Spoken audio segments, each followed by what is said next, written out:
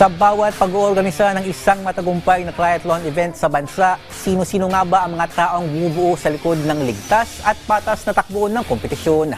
Kilalanin natin sila sa feature report ng kasama nating teammate na si Paolo Salamatin.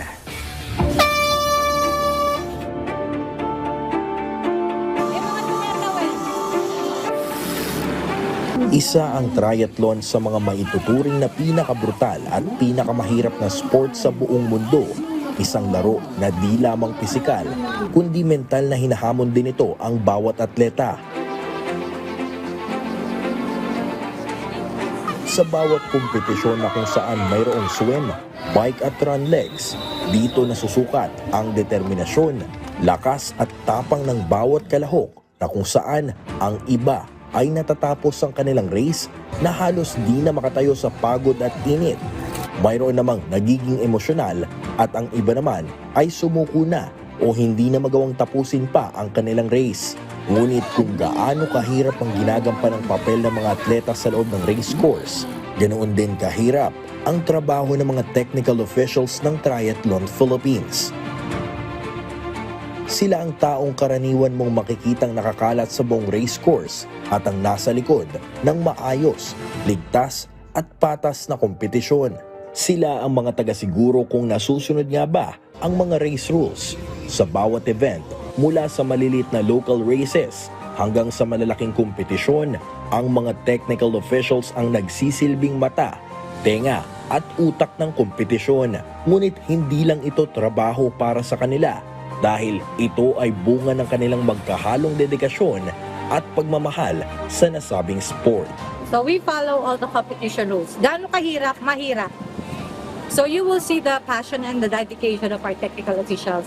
Kung mahirap mag-triathlon, mahirap din po mag-technical official kasi we are also under the heat of the sun.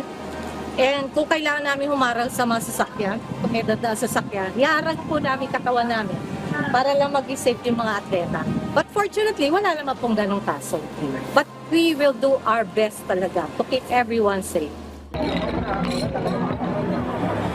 At para mas lalo pang patunayan ito, tinanong natin ang isa sa mga technical officials ng Triathlon Philippines na si Kevin Reyes kung gaano nga ba kahirap ang role ng isang technical official sa sport na triathlon.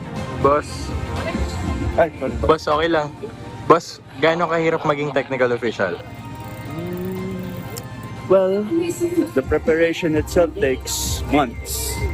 So, of course, the priority of the race is the safety of the athletes. That's number one.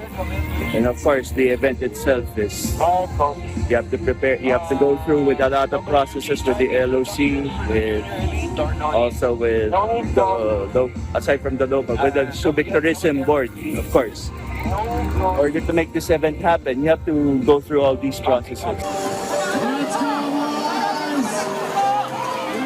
Ibinahagi rin ng Vice President ng TRAP na si Sarita Zafra na di basta-basta at di biro maging isang ganap na technical official ng Triathlon Philippines. Kung nakikita natin yung mga naka-green vest, nakalagay track marshal, we started like this. I started as a volunteer for 3 years. And then I took my level 1 certification course under World Triathlon. We had a 2-day seminar and a written exam, a practical test. I was level 1 for 4 years. And then I took my level 2 certification, that's 3 days abroad.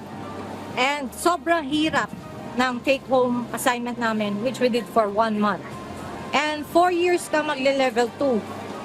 Okay, now yung level 3, pahirap na pahirap yan. By invitation na lang yung level 3. Pero sa kabila ng mga hirap at pagod na nararanasan ng bawat triathlon technical officials, gaano naman nga ba ka-fulfilling ang ganitong klaseng trabaho? Pag nakita mo yung ngiti ng mga atleta na happy sila, pag nakuha nila yung medal nila, pag nanalo sila, it's rewarding in that sense.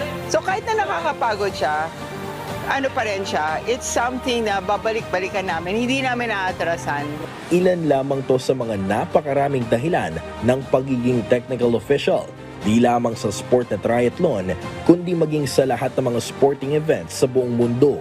Sa bawat pito at utos na kanilang ginagawa ay senyales ng iisang layunin, ang mapanatiling ligtas ang mga atleta at manonood tungo sa maayos na takbo ng buong kompetisyon. Paulo Salamatin para sa Atletang Pilipino, para sa Bagong Pilipinas.